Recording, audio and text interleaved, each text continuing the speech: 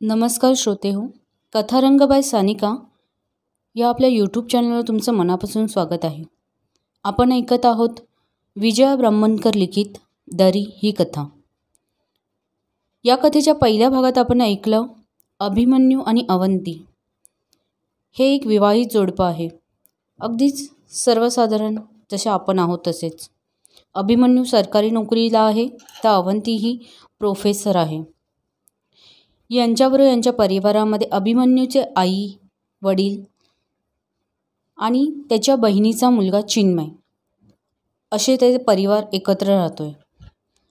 अभिमन्यू आणि अवंती दोघेही नोकरीला असल्यामुळे आई आणि वडिलांना घरात सांभाळण्यासाठी कोणीच नाही याची खंत नेहमी अभिमन्यूला वाटायची.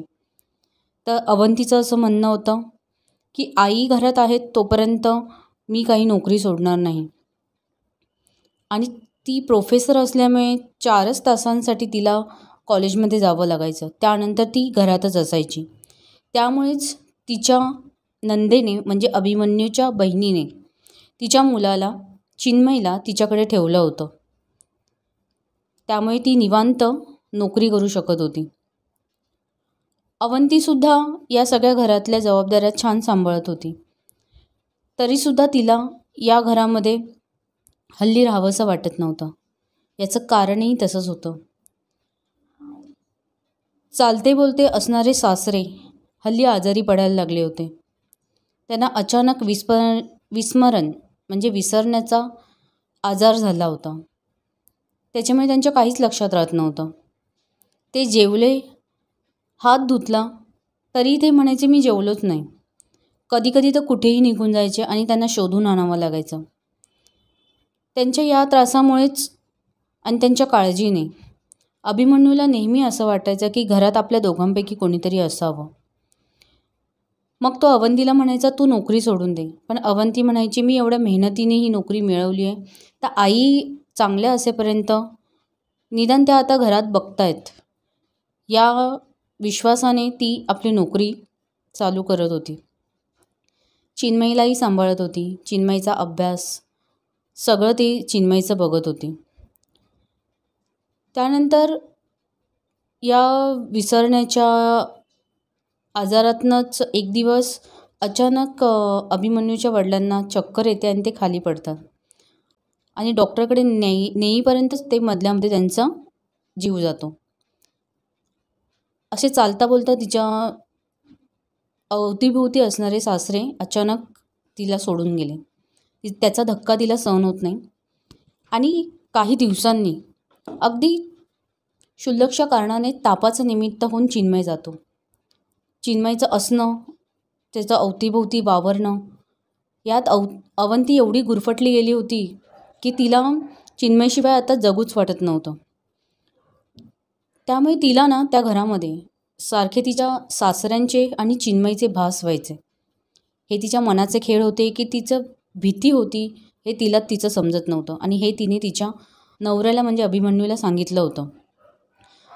आणि तिला ती ज्या घरात राहत होती अभिमन्यूचं घर ते जुन्या काळातलं होतं. अगदी 100 वर्षापूर्वीचं. त्याची बांधणीही तशी होती. त्यामानाने अवंतीचं माहेरचं घर हे प्रशस्त, मोठं, हवेशीर आणि मोठं अंगण असलेलं होतं. त्यामुळे तिला असं मनातनं वाटायचं की आता या घरात आपण एवढ्या जुन्या घरात किती वर्ष राहणार, त्यापेक्षा आपण एखादं नवीन घर बांधूया. आणि ही खंत तिने तिच्या वडिलांकडे बोलून दाखवली होती. तिच्या वडिलांनी सांगितलं की मी तुला एक प्लॉट देतो, त्या प्लॉटवर तू घर बांध. आणि त्यानुसार त्यांनी घराचं प्लॅनिंग करून तिथे घर बांधायला घेतलं. घराचं काम जवळपास होतच आलं होतं. आणि अभिमन्यूच्या आईला म्हणजे सुलोचनाबाईंना आपला नवरा वारल्यानंतर त्या घरातून बाहेर जाणं प्रशस्त वाटत नव्हतं. त्यांना असं वाटायचं की माझा एवढा सगळा जन्म याच घरात गेला आहे, त्याच्या मला मरणही सुद्धा माझ्याच नवऱ्याच्याच घरात यावं. त्यामुळे ती अवंती आणि अभिमन्यूबरोबर त्या नवीन घरामध्ये यायला तयार नव्हती. आणि चिन्मयच्या अचानक जाण्याने सुद्धा त्यांना सुलोचनाबाईंना मोठा धक्का बसला होता. आणि त्यानंतर त्यांनी अंथरूणच पकडलं होतं.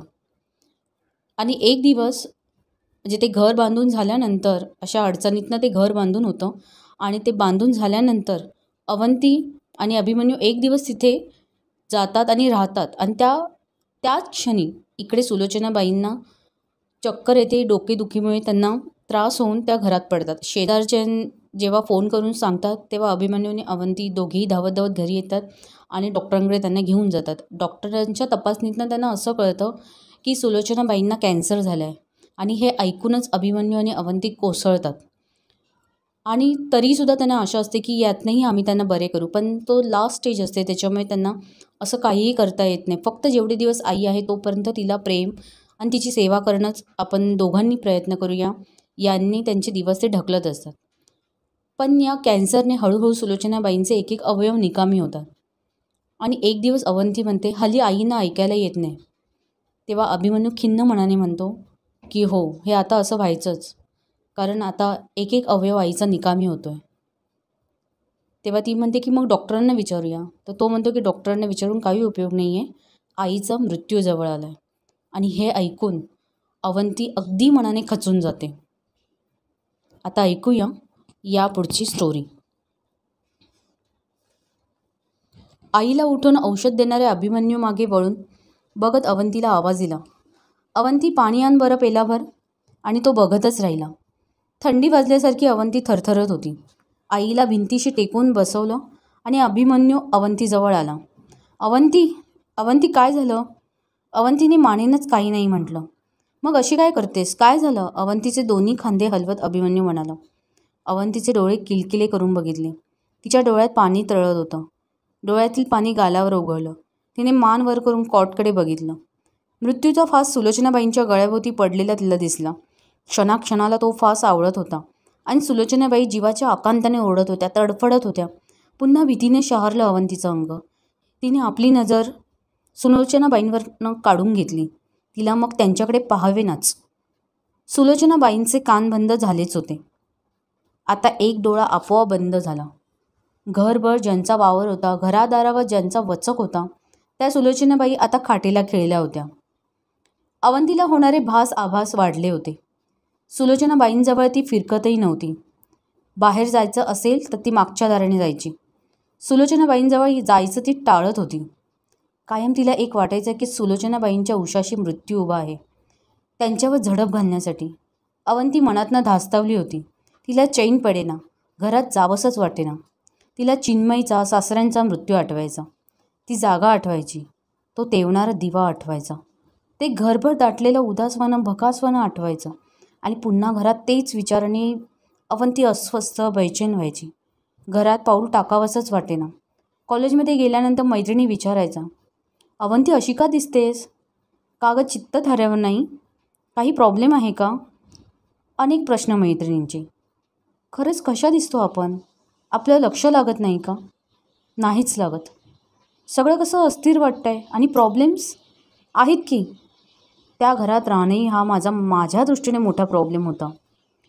तुमचा पेशंट फारसा जगायचा नाही असे डॉक्टरांनी 6 महिन्यापूर्वीच सांगितले होते. मग आता रोज मृत्यूची वाट पाहायची का? अशी मृत्यूची वाट पाहणं किती भयंकर असतं. आणि या विचारासह अशी अवंती भीतीने थरथरली. ती चुपचाप झाली. अंधारात एकटी जाईना. या खोलीतनं त्या खोलीत जायचीही तिला भीती वाटू लागली.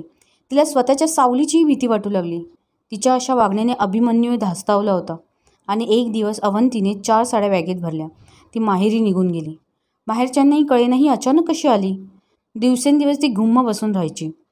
मनाशीच विचार करत राहायची, का असं घडलं. एक दिवस घरी कुणी नाही पाहून आई तिच्याजवळ आली. अवंती नुकतीच कॉलेजमधनं आली होती आणि एकटक खिडकीतनं बाहेर बघत होती. अवंती, आईने आवाज दिला तशी केवढ्यांदा तरी दचकली. अवंती, काय गं, काय झालं? आईने अवंतीच्या डोळ्यात बघत विचारलं. काही नाही. अभिमन्यूशी भांडण झालंय का? नाही. सासूबाई काय म्हणाल्या का? मग त्यांची तब्येत बरी नसताना अशी अचानक का निघून आलीस? आई, मला नाही राहावत त्या घरात. म्हणजे? पुन्हा चूप राहिली अवंती.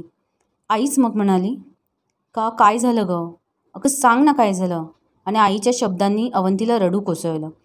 आईने अवंतीला रडू दिलं, मनसोक्त रडू दिलं.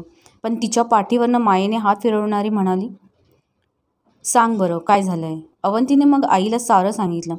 त्या घरात कसे भास होतात, मृत्यूची चाहूल कशी लागते, मृत व्यक्ती आजूबाजूला वावरल्यासारख्या वाटतात. भीती कशी वाटते, सासूबाईंच्या मरणाची वाट पाहणं. आई खरंच सांगते मी, मला नाही राहायचं त्या घरात. सारखी मृत्यूची भीती वाटते. असं काही नसतं, तुझ्या मनाचे खेळ आहेत सारे. असतीलही, पण मृत्यूच्या त्या गडद छायेत नाही राहू शकत मी. फार भीती वाटते ग. लहान मुलांसारखी आईला बिलगून रडत अवंती म्हणाली. आईने तिला थोपटलं. ठीक आहे, तुझ्या मनाविरुद्ध आम्ही वागणार नाही. मी संध्याकाळी बाबांशी बोलते. दवाखान्यात जाऊन येऊ. अवंतीच्या आईने बाबांना सारं सांगितलं. एकुलत्या एका पोरीची ती परिस्थिती बघून दोघंही मनातनं हादरले. मानसोपचार तज्ज्ञांनी अपॉइंटमेंट घेतली. अवंतीला घेऊन हॉस्पिटलमध्ये गेले. त्यांची भेट घेतली. डॉक्टर अवंतीला प्रश्न विचारत होते. त्यांनी मग काही औषधं लिहून दिली आणि म्हणाले, हिला टेन्शन येईल असं काही करू नका. तिची जर सासरी जायची इच्छा नसेल तर आग्रह करू नका. हळूहळू भीती कमी होईल. ठीक आहे असं म्हणून अवंतीचे आईबाबा उभे राहिले. अवंतीही उठून उभी राहिली. आईने अवंतीकडे बघितलं. खोल गेलेले फिक्कट डोळे, डोळ्याभोवती काळी वर्तुळं. प्रकृती खालावली होती जरा. पोरीच्या मनाविरुद्ध मी काहीही करणार नाही. ती सासरी गेली आपणहून तर ठीक, नाही तर पुढे बघू. म्हणू देत लोकांना काहीही. मनाशीच अवंतीची आई म्हणाली. चल अवंती. असं म्हणून अवंतीला समोर करून आई अवंतीसह निघाली. अवंती औषधं नीट घेत होती. आई वडील तिच्या मनाने तिच्या कलाकलाने घेत होते. थोडी हवापालट व्हावी म्हणून तिला ते घेऊन बाहेरगावीही जाऊन आले. परंतु तिचा अबोलपणा कायम होता. पूर्वीची बडबडी अवंती कुठेतरी हरवली होती. एकटीच कुठेतरी हरून बघत होती. लेकीसाठी आईचा जीव तुटत होता. माझ्या हसऱ्या खेळक्या मुलीच्या नशिबी हे काय आलं? मनाशीच अवंतीची आई म्हणाली. सुलोचनाबाईंची तब्येत खालावतच होती. अभिमन्यूची परिस्थिती मात्र अडकित्त्यातल्या सुपारीसारखी झाली होती. एकीकडे अवंतीची झालेली स्थिती तो जाणून होता. तो जाणून होता की अवंतीच्या घराबद्दलच्या इच्छा अपुऱ्या राहिल्यात. तिला नवीन जागेत, नवीन घरी संसार थाटायचा होता. लग्न झाल्यापासून या 4 वर्षात तिने 2 मृत्यू पाहिले होते. आणि आता आई मृत्यूच्या वाटेवर होती. आईला सोडून मी जाऊ शकत नव्हतो. त्याला वाटायचं कधी कधी हे सारं थांबायला हवं. एक साधा सुखी संसार मला करायचा होता. पण तेही नशिबात नव्हतं. सगळीकडनं नुसती कोंडी झाली होती. आईचा मृत्यू 4 पावलांवर होता.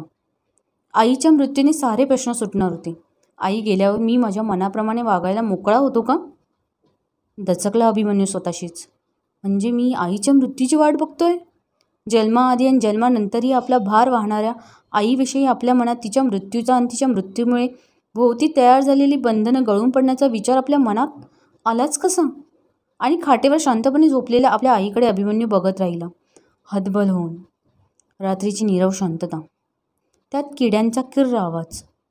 मृत्यूची वाट पाहणारी कॉटवरची आई, फोटोतून बघणारे बाबा, खिडकीत बसल्यासारखा वाटणारा चिन्मय, घरभर मंद प्रकाश, त्या खोलीत दाटलेल्या औषधांचा दर्प आणि मृत्यूचा एक अनामिक वास. आणि या मृत्यूची चाहूल. अभिमन्यूला झोपच येत नव्हती. त्याने डोळे मिटून घेतले. त्या मोठ्या घरात तो एकटाच जागा होता. कदाचित मृत्यूसुद्धा. अवंतीला रात्री झोपच आली नाही. वर्तमानपत्र तिने पुन्हा पुन्हा वाचून काढलं. मासिक चाळलं. खिडकीतून एकटं कुठेतरी बघत राहिली. उगीचच कसलासा भास झाल्यासारखा वाटला. झाडाची फांदी हलल्यासारखी वाटली. तशी तिने खिडकी बंद केली. लाईट सुरू दिसला म्हणून आईने एकदा डोकावून बघितलं. काय करतेस ग? झोप ना आता, आई म्हणाली. काय, तब्येत बिघडवून घ्यायची आहे का? असं म्हणून आईने लाईट बंद केला. म्हणाली, चल झोप आता. अवंती अंथरुणात पडली, परंतु डोळे टक्क उघडे होते. किती दिवस झालेत आपल्याला आईकडे येऊन? झाले असतील 2 महिने, मनाशीच अवंती म्हणाली. आणि मग मनातल्या मनात विचारांची भेंडोळी उकलीत राहिली. घर आठवलं, सासूबाई आठवल्या. एकाच ठिकाणी बसून नाळणाऱ्या सगळीकडे बारीक लक्ष चुका शोधित असल्यासारखी नजर. आता तीच नजर मृत्यूला शोधते आहे. मृत्यूच्या वाटेकडे बघत असलेल्या केविलवाणी हतबल नजर. ती नजर आठवून अवंतीच्या मनात धस्स झालं. मग तिला फोटोतल्या सासऱ्यांची नजर आठवली. आपल्याकडे टक लावून पाहत राहिल्यासारखी. आपल्याकडे टक लावून पाहत असल्यासारखी. आपण जिकडे जाऊ तिकडे ती नजर पाहत असल्यासारखी. खिडकीतून चिन्मयचं बघणं. कधी कधी ही सारी माणसं माझी होती. चिन्मय तर माझा किती लाडका. त्याचे ते टपोरे काळेभोर डोळे मला भारी आवडत. आता त्याच डोळ्यांची भीती वाटते. त्यांची आठवणही नकोशी वाटते. अवंतीला मग त्या रात्री झोपच आली नाही. घट्ट मिटलेल्या डोळ्यांसमोर एक काळे डोळे येतच होते. अवंतीने मग पायाशी पोट घेतले आणि डोक्यावरनं आडवा हात ठेवला. या क्षणी अवंतीला अभिमन्यूची आठवण झाली. बऱ्याच दिवसात तो आला नव्हता आणि या 8 दिवसात तर फोनही नाही. आपण तरी कुठे केला त्याला फोन? दोघांमधलं अंतर वाढतंय का? त्याचीही मनस्थिती द्विधा असेल. एकीकडे मृत्यूच्या आसपास आई आणि दुसरीकडे मी. खरं तर मीच तिथे असायला हवं होतं त्यांच्याजवळ. आईच्या आजाराने तोही तुटलाय मनातून. पण काय करू? नाही जावत त्या घरी. पण घरी गेले नाही तरी तिथली माणसं, त्यांचे विचार इथे तरी कुठे तिला सोडतायत. आणि अवंती मग मनातल्या मनात देवाचं नामस्मरण करू लागली. मध्येच नामस्मरण थांबून तिला अभिमन्यू आठवायचा.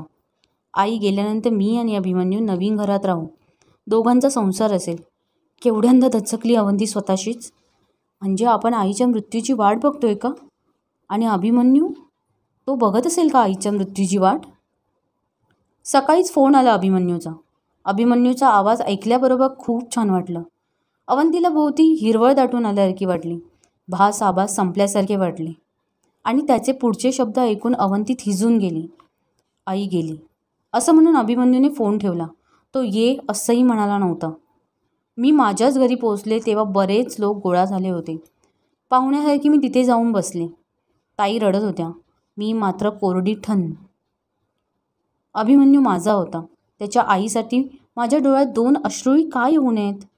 माझं मन एवढं बधीर का झालं आहे? पूर्वी मी अशी नव्हते मग? अवंतीच्या मनात विचार सुरू झाले. शेवटचे सारे सोपस्कार पार पडले. आईंना जाऊन महिना सव्वा महिना उलटला. आज शनिवारचं कॉलेज आटोपून अवंती नवीन घरी गेली. साफसफाई केली, घर आवरलं, दाराचे पडदे मशीनमधनं काढले. येतानाच दूध आणलं होतं. मस्त कडक कॉफी तिने केली. सोफ्यावर बसून रिमोट हातात घेतला. TV लावला. गरम वाफे भरल्या कॉफीचा घोट घेतला. रात्र झाली होती. कुठे आहे हे अभिमन्यूला फोन करून विचारले नव्हते. आज त्यालाही ऑफिसमध्ये उशीरच झाला होता. चला पटकन अभिमन्यूला फोन करूया आणि मग स्वयंपाकाची तयारी. जाम भूक लागली आहे. असा विचार मनात येताच अवंतीने अभिमन्यूला मोबाईल केला. हॅलो अभिमन्यू. हां बोल. कुठे आहात? घरी. केव्हा आलात? नेहमीच्या वेळेवर. अभिमन्यूचे शब्द ऐकताच अवंतीला वाटले, हे नेहमीच्या वेळी घरी आले? माझी साधी चौकशीही करावीशी वाटली नाही. आणि आता या क्षणी लांबच्या दिव्यासारखा अभिमन्यू वाटला. तिला मग तीच क्षणभर थांबून म्हणाली, साधा फोनही केला नाही. कशाला? अभिमन्यूच्या शब्दात तिरकसपणा होता का? कदाचित नसेलही. पण अवंतीला तो जाणवला. येत आहे का इकडे? नाही. का? तुझ्या प्रत्येक प्रश्नाचं उत्तर द्यायला मी बांधील नाही. असं म्हणून अभिमन्यूने फोन ठेवला. अवंतीच्या डोळ्यात पाणी उभं राहिलं. आईच्या जाण्याने सगळे प्रश्न सुटतील, दोघांमधलं अंतर कमी होईल असं तिला वाटलं होतं. पण उलटंच घडलं होतं.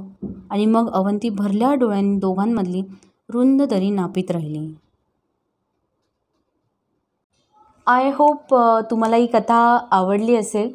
कारण प्रत्येक कथेतली जी स्टोरी असते ती आपण कधीतरी बघितलेली असते, कधीतरी ऐकलेली असते. त्याच्यामुळे प्रत्येक कथा ही आपलीशी वाटते. जर तुम्हाला ही कथा आवडली असेल तर नक्कीच तुम्ही लाईक करा, तुमच्या मित्रपरिवाराबरोबर शेअर करा आणि हो, सबस्क्राईब मात्र आठवणीने करा. कारण तुमच्या एका सबस्क्राईबमुळे मला तुमच्यासमोर अशा छानशा कथा घेऊन येण्यासाठी हुरूप येतो. पुन्हा भेटू लवकरच नवीन कथेसह. कथारंग बाय सानिका. धन्यवाद.